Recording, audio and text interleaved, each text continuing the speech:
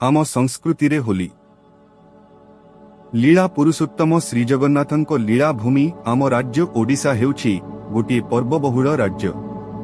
पुराण ऋषि परंपरा तथा परिवार भित्तिक बहु पर्वपर्वाणी वर्ष भरी लगी रही थाए। आम ओडिशा रे भगवान कृष्णଙ୍କ लीला भित्तिक पर्व बलदेव जन्म, रास पूर्णिमा, जन्माष्टमी आदि पर्व आम ओडिशा रे बहु आडंबर रे पालित होइथाए। पुरी श्रीमंदिर रे एही पर्वमान पालित हेबा सहित ठाकुर मानकर श्रीकृष्ण लीला भित्तिक बहु बेसमान मध्य अनुष्ठित हुए। कृष्ण लीला भित्तिक पर्व मानक मध्यरु होली बा दोलजात्रा अन्यतम। भगवान कृष्णଙ୍କ लीला माधुरी को उपजीव्य करी पालित होई आसुथिबा महोत्सव गुड़िक मध्यरे दोलजात ओ होली एक श्रेष्ठ गणपर्व भावे ख्यात। एहा मध्य सर्व भारतीय स्तर रे एक गण उत्सव। एहा आनंद उल्लासर गणपर्व। एहा भारत बाहरे भारतीय अध्युषित देश मानकरे मध्य बहु आडंबर रे पालित हुए। भगवान श्रीकृष्णଙ୍କ दोलोत्सव बा बसंतरास उत्सव पुराण जुगरु अत्यंत श्रद्धा और भक्ति सह पालित हुई आसुछि। रमणीय मधुमय ऋतु राज बसंतर मधुर लग्न रे पालित हेउथिबा एही उत्सव धनी दरिद्र आबाल वृद्ध वनिता तथा सकल प्राणतंत्री रे अमीय आनंद एवं विभु प्रेम भरी देई थाए। आज को प्राय 5000 वर्ष पूर्वे द्विपर जुगर शेष पर्व रे पवित्र होली बा दोलजात पालित होइथिला बोली पुराणरू जणा जाय। द्विपर जुगरे भगवानंकर एही महान मानवीय लीला रे गोपी गोपाल माने निमज्जित होई असर आनंद रे उद्बुद्ध होई उठिथिले। संहति सद्भावनार महान गण पर्व होली फाल्गुन मासरे अनुष्ठित होइथाए।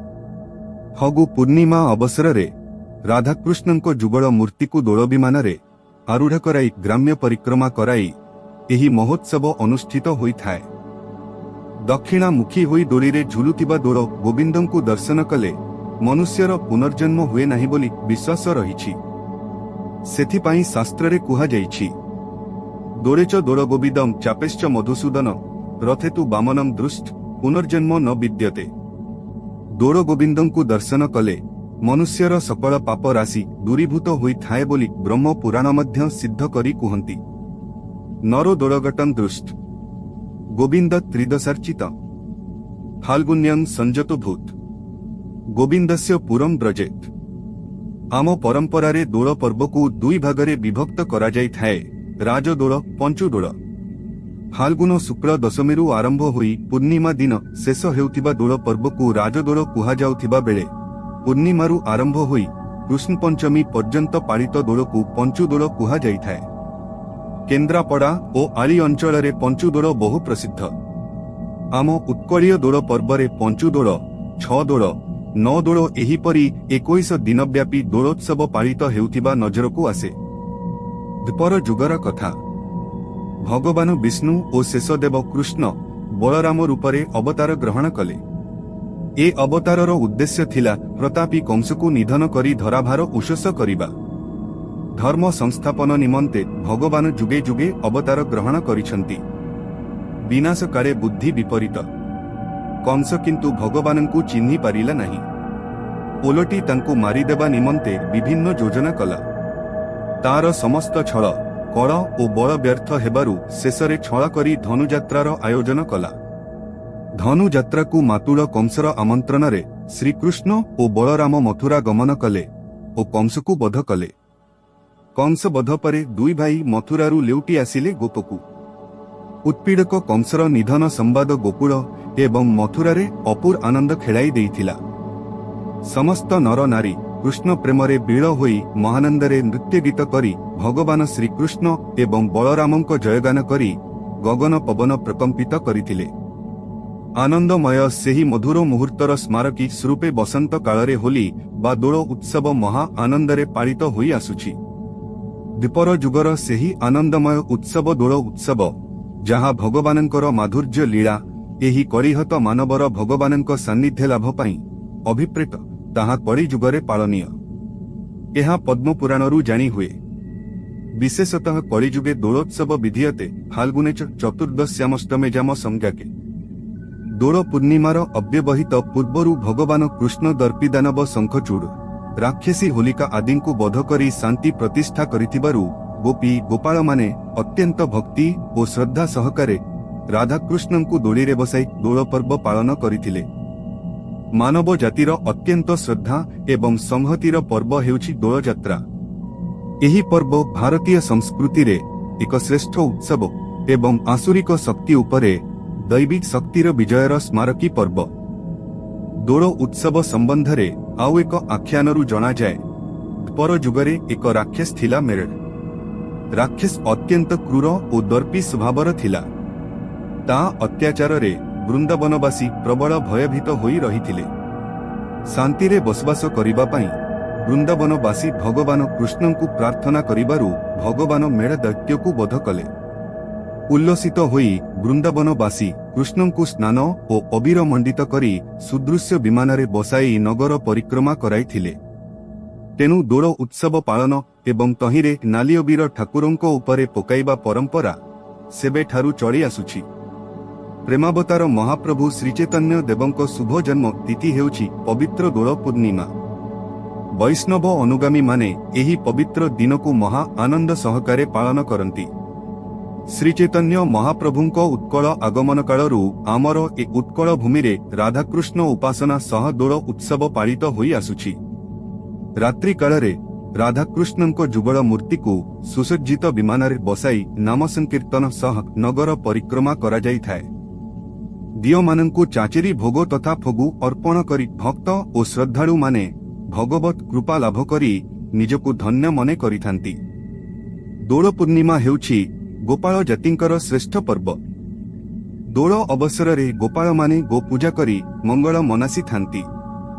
नूतन वस्त्रादि परिहित गोपाल माने लौड़ी खेल पूर्वक ग्राम्य परिक्रमा करी पल्ली जीवन को पुलकित करिथांती। महाप्रभु श्रीजगन्नाथंक 10 यात्रा मध्यरे दोल यात्रा अन्यतम। श्रीमंदिर रे पालित हुए चतुरास यथा ग्रीष्म काल रे चंदन बा चाप, वर्षारे झुलन, कार्तिक मासरे शरद रास एवं बसंत ऋतु फाल्गुन मासरे बसंत रास। कृष्णंको लीला आधार रे कृष्णरूपी श्रीजगन्नाथंको ए पर्व महासमारोह रे श्रीमंदिर रे पालन हुए। श्रीमंदिर बेढ़ा स्थित नृसिंह मंदिर शिलालेखरू चोड़गंग देवंक राजत्व काल रे गोविंद दोल हेउथिबार प्रमाण मिले। दोलोत्सवर उल्लेख नीलाद्रि महोदय, वामदेव संहिता, ब्रह्मांड पुराण एवं यात्रा भागवत आदि ग्रंथ मानंकरे रहिछि।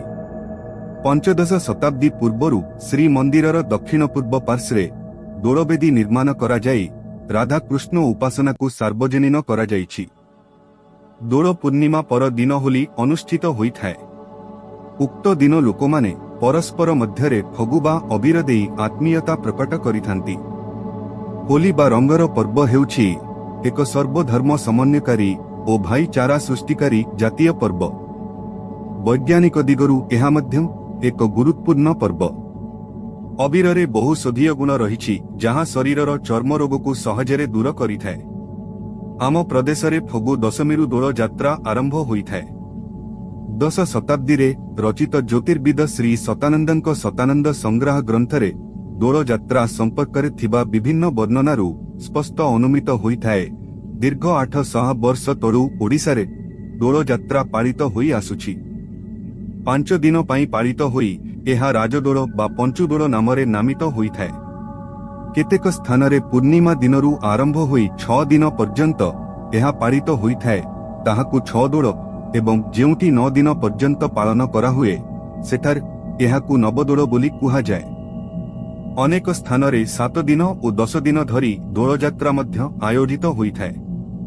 होली पर्व सह जड़ित केतोटी पौराणिक उपाख्यान। कामदेव दहन। तारकासुर उत्पातरे देगण अतिष्ठ होई पड़िथांती। तारका बध पई एकमात्र उपाय सदाशिव एवं पार्वतींको महामिलनरु संभव देव सेनापति कार्तिकेयंको जन्म। तपसी शिव निर्विकल्प समाधि रे ध्यान मग्न। एही महायोगींको ध्यान भग्न हेले ही ए मदनर पंचसर रे तांकु आक्रांत कराई पार्वतींको सह मिलित करा जाई पारे। शंकरंको ध्यान भग्न पाई देव गणंको द्वारा प्रेरित कामदेव पंचसर निक्षेप कले। महायोगींको ध्यान भग्न हेला। जली उठिला तांको तृतीय नयन। ଭସ୍ମୀଭୂତ ହେଲେ କାମ ଦେବ। ଅନଙ୍ଗର ଦହନ ହୋଲିର ଦିବ୍ୟ ଦହନ କ୍ରିୟାରେ ପ୍ରତିଫଳିତ ହୁଏ ବୋଲି କୁହାଯାଏ। ହୋଲିକା ଦହନ। ହୋଲି ଉତ୍ସବରେ ଅନୁଷ୍ଠିତ ହୁଏ ମେଣ୍ଢାଶାଳ ପୋଡ଼ି ବା ହୋଲିକା ଦହନ। ଏହା ସ୍ମୃତି ବହନ କରେ ସତ୍ୟ ଯୁଗର ଏକ ପୌରାଣିକ ଆଖ୍ୟାନର। ବିଷ୍ଣୁଦ୍ରୋହୀ ଦୈତ୍ୟ ହିରଣ୍ୟକଶିପୁ ବିଷ୍ଣୁଭକ୍ତ ପୁତ୍ର ପ୍ରହଲ୍ଲାଦକୁ ମାରିବା ନିମନ୍ତେ ବିଭିନ୍ନ ଯୋଜନା କରି ଅସଫଳ ହୋଇଥାଏ। ତାହାର ହୋଲିକା ନାମରେ ଜଣେ ଭଗ୍ନୀ ଥିଲା। ଅଗ୍ନିରେ ଦାହ୍ୟ ନୁହେଁ ବୋଲି ଶିବ ବର ପ୍ରାପ୍ତ ହୋଇଥାଏ। ଭାଇ ହିରଣ୍ୟକଶିପୁର ପ୍ରରୋଚନାରେ ସେ ଶିଶୁ ପ୍ରହଲ୍ଲାଦକୁ କୋଳରେ ବସାଇ ଅଗ୍ନିରେ ପ୍ରବେଶ କଲା। ମାତ୍ର ଶିବ ବର ନିଷ୍ଫଳ ହେଲା। ହୋଲିକା ଜଳି ଭସ୍ମ ହୋଇଗଲା। ପ୍ରହଲ୍ଲାଦ ଅକ୍ଷତ ଅବସ୍ଥାରେ ସେହି ପ୍ରଜ୍ୱଳିତ ଅଗ୍ନି ମଧ୍ୟରୁ ପ୍ରକଟ ହେଲେ। ଏହା ଥିଲା ଅଧର୍ମ ପରେ ଧର୍ମର ତଥା ଅସତ୍ୟ ଉପରେ ସତ୍ୟର ବିଜୟ। ଏହାରି ସ୍ମୃତିରେ ପାଳିତ ହୁଏ ହୋଲିକା ଦହନ। ପୁତନା ରାକ୍ଷସୀ ଉପାଖ୍ୟାନ। ଯେତେବେଳେ ଦୈତ୍ୟରାଜ କଂସ ଶୂନ୍ୟବାଣୀ ଶୁଣିବାକୁ ପାଇଲା, ତାହାର ପ୍ରକୃତ ହତ୍ୟାକାରୀ ଗୋପରେ ବଢୁଛି। ସେ ଚାହିଁଲା ଗୋପପୁରର ସମସ୍ତ ଶିଶୁଙ୍କୁ ହତ୍ୟା କରି ତାର ଶତ୍ରୁକୁ ବିନାଶ କରିବ। ସେପାଇଁ ଶିଶୁଘାତିନୀ ରାକ୍ଷସୀ ପୁତନାକୁ ସେ ପ୍ରେରଣ କଲା ଗୋପପୁରକୁ। ପୁତନା ନିଜ ସ୍ତନରେ ବିଷ ଭରି କ୍ଷୀର ପାନ କରାଇବା ପାଇଁ ଶିଶୁ କୃଷ୍ଣଙ୍କୁ କୋଳରେ ଧରିଲା। କୃଷ୍ଣ ପୁତନାର ସ୍ତନ୍ୟପାନ କରିବାର ଛଳନା କରି ତାହାର ପଞ୍ଚପ୍ରାଣକୁ ଶୋଷି ନେଇଥିଲେ। ରାକ୍ଷସୀ ପୁତନାର ମୃତ ପିଣ୍ଡକୁ ଦାହ କରି ଗୋପପୁରବାସୀ ଉତ୍ସବ ପାଳନ କରିଥିଲେ। କେତେକ ବିଶ୍ୱାସ କରନ୍ତି ଏହି ପୁତନା ଦହନ ହୋଲିର ହୋଲିକା ଦହନ ରୂପେ ପାଳିତ ହୁଏ। ପୁତନା ପୂର୍ବଜନ୍ମରେ ରାଜା ବଳିଙ୍କ ପତ୍ନୀ ବିନ୍ଧ୍ୟାବଳୀ ଥିଲା। ସେ ଭଗବାନଙ୍କ ମନୋହର ବାମନ ରୂପ ଅବଲୋକନ କରି ବାମନ ଭଗବାନଙ୍କୁ କୋଳ କରିବା ପାଇଁ ଚାହିଁଥିଲେ। ଭଗବାନ ତାର ଏହି ଅଭିଳାଷ ପୂରଣ କରିଥିଲେ ପୁତନା ସଂହାର ଲୀଳାରେ। ହୋଲିର ସର୍ବୋତ୍କୃଷ୍ଟ ପୃଷ୍ଠଭୂମି ଶ୍ରୀମଦ୍ ଭାଗବତ ମହାପୁରାଣର ରାଧାକୃଷ୍ଣ ଯୁଗଳ ମିଳନର ରାସ ଉତ୍ସବ। ରାସୋତ୍ସବ ଆଧାରରେ ହୋଲି ହେଉଛି ଭଗବାନ ଶ୍ରୀକୃଷ୍ଣଙ୍କର ବସନ୍ତ ରାସ। ଦୋଳାରେ ଦୋଳ ଗୋବିନ୍ଦ ଓ ରାସେ ଶ୍ରୀ ରାଧାଙ୍କ ଯୁଗଳ ମୂର୍ତ୍ତି ହୋଲି ପର୍ବର ମୁଖ୍ୟ ଉପାସ୍ୟ। ଓଡ଼ିଶାରେ ହୋଲି ଫାଲଗୁନ ଶୁକ୍ଳ ଦଶମୀରୁ ଓଡ଼ିଶାରେ ଦୋଳଯାତ୍ରା ଆରମ୍ଭ ହୋଇଥାଏ। ମୁଖ୍ୟ ଆରାଧ୍ୟ ରାଧାକୃଷ୍ଣଙ୍କୁ ଏହି ଦିନଠାରୁ ଅବିର ଅର୍ପଣ କରାଯାଏ। ରାଧାକୃଷ୍ଣଙ୍କ ଯୁଗଳ ମୂର୍ତ୍ତି ଛୋଟିଆ ବିମାନରେ ଗ୍ରାମର ପ୍ରାୟ ପ୍ରତ୍ୟେକଙ୍କ ଦ୍ରକୁ ଯାଇଥାନ୍ତି। ଠାକୁରଙ୍କୁ ପ୍ରତି ଦ୍ରରେ ଅର୍ପିତ ଭୋଗକୁ ଦ୍ରିଭୋଗ କୁହାଯାଇଥାଏ। ଖୋର୍ଦ୍ଧା ନିକଟବର୍ତ୍ତୀ କେତେକ ଗ୍ରାମରେ ଯେଉଁଠାରେ ମୁସଲମାନ ଦଳବେହେରା ରାଜାଙ୍କ ଦ୍ୱାରା ନିଯୁକ୍ତ ହୋଇଥିଲେ କିମ୍ବା ହିନ୍ଦୁ ଦଳ ବେହେରା ପରବର୍ତ୍ତୀ ସମୟରେ ମୁସଲମାନ ଧର୍ମକୁ ଗ୍ରହଣ କରିଥିଲେ, ସେମାନଙ୍କ ଦ୍ରରେ ମଧ୍ୟ ପ୍ରଭୁ ଭୋଗ ଖାଇଥାନ୍ତି। ଓଡ଼ିଶାରେ ଦୋଳ ମେଲଣ ମୁଖ୍ୟତଃ ତିନି ପ୍ରକାରର। ରାଜଦୋଳ ମେଲଣ ଅର୍ଥାତ୍ ଫଗୁ ଦଶମୀ ଠାରୁ ଫଗୁଣ ପୂର୍ଣ୍ଣିମା ପର୍ଯ୍ୟନ୍ତ। ପଞ୍ଚୁଦୋଳ ମେଲଣ 5 ଦିନ ଅର୍ଥାତ୍ ଫଗୁଣ ପୂର୍ଣ୍ଣିମା ଠାରୁ ଚୈତ୍ର ମାସ କୃଷ୍ଣ ପଞ୍ଚମୀ ପର୍ଯ୍ୟନ୍ତ। ଦଶଦୋଳ ଏହା 10 ଦିନ ବ୍ୟାପୀ ମେଲଣ ଅର୍ଥାତ୍ ଫଗୁଣ ପୂର୍ଣ୍ଣିମାରୁ ଆରମ୍ଭ ହୋଇ ଚୈତ୍ର କୃଷ୍ଣ ନବମୀ ପର୍ଯ୍ୟନ୍ତ। ହୋଲି ପର୍ବ ଶ୍ରୀକ୍ଷେତ୍ରରେ ମହା ଆଡମ୍ବରରେ ପାଳିତ ହୋଇଥାଏ। ବିଭିନ୍ନ ମାସରେ ଭଗବାନଙ୍କ ଭିନ୍ନ ଭିନ୍ନ ନାମ ହୋଇଥାଏ। ଫାଲଗୁନ ମାସରେ ଭଗବାନ ବିଷ୍ଣୁଙ୍କ ନାମ ଗୋବିନ୍ଦ। ଏଣୁ ଫାଲଗୁନ ଶୁକ୍ଳପକ୍ଷ ଦଶୀ ତିଥି ଗୋବିନ୍ଦ ଦଶୀ ନାମରେ ପ୍ରସିଦ୍ଧ। ଗରୁଡ଼ ପୁରାଣରେ ଗୋବିନ୍ଦ ଦଶୀର ସବିଶେଷ ମହିମା ବର୍ଣ୍ଣିତ ହୋଇଛି। ଦୋଳଯାତ୍ରା ଅବସରରେ ଦୋଳବେଦୀରେ ଜଗନ୍ନାଥଙ୍କ ଚଳନ୍ତି ପ୍ରତିମା ମଦନମୋହନ, ସରସ୍ୱତୀ ଓ ଲକ୍ଷ୍ମୀ ବିଜେ କରିଥାନ୍ତି। ଶ୍ରୀକ୍ଷେତ୍ରରେ ଜଗନ୍ନାଥଙ୍କ ଦୋଳଯାତ ଚାଚେରୀ ଲୀଳା ନାମରେ ଖ୍ୟାତ। ଆମ ଓଡ଼ିଶାର ପ୍ରତ୍ୟେକ ବିଷ୍ଣୁ ଓ କୃଷ୍ଣ ମନ୍ଦିରରେ ଏହି ଚାଚେରୀ ଉତ୍ସବ ପାଳନ କରାଯାଏ। ଦୋଳ ଉତ୍ସବ ଭକ୍ତ ଓ ଭଗବାନଙ୍କର ମହାମିଳନ ଉତ୍ସବ। ଜାତି, ବର୍ଣ୍ଣ, ଧର୍ମ ନିର୍ବିଶେଷରେ ସମସ୍ତେ ଭଗବାନଙ୍କ ପ୍ରେମରେ ଉଦବୁଦ୍ଧ ହୋଇ ଏକାକାର ହୋଇ ଉଠନ୍ତି। ପ୍ରେମ ଏବଂ ଉଲ୍ଲାସଭରା ଦୋଳ ମିଳନ ଆତ୍ମା ଓ ପରମାତ୍ମାଙ୍କର ମହାମିଳନ।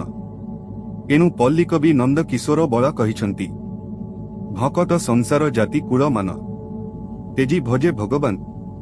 ଆତ୍ମା ପରମାତ୍ମା ଲୀଳା ବର୍ଣ୍ଣିଛନ୍ତି, ଏ ଭବେ ଭାବୁକ ମାନେ।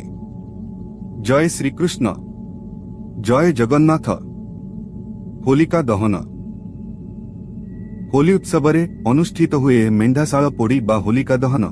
ଏହା ସ୍ମୃତି ବହନ କରେ ସତ୍ୟ ଯୁଗର ଏକ ପୌରାଣିକ ଆଖ୍ୟାନର। विष्णुद्रोही दैत्य हिरण्यकशिपु विष्णुभक्त पुत्र प्रहल्लाद को मारिबा निमंते विभिन्न योजना करी असफल होइथाए। ताहार होलिका नाम जड़े भग्नी थिला। अग्नि रे दाह्य नुहे बोली शिव वर प्राप्त होइथाए।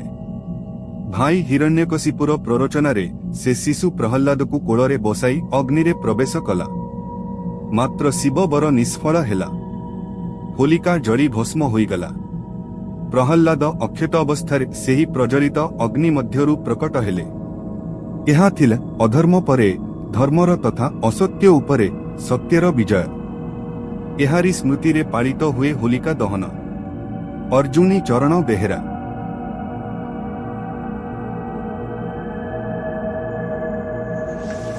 आपण शीर्षक न्यूज यूट्यूब चैनल को सब्सक्राइब कलेनी कि जदि करिना हंती एबे करनियंतु। शीर्षक न्यूज फेसबुक और ट्विटर पेज को लाइक और फॉलो करंतु। ओडिया भाषा और साहित्यर समृद्धि पाई प्रकाशित पोस्ट गुडी को बहुल मात्रा रे शेयर करंतु। जय जगन्नाथ।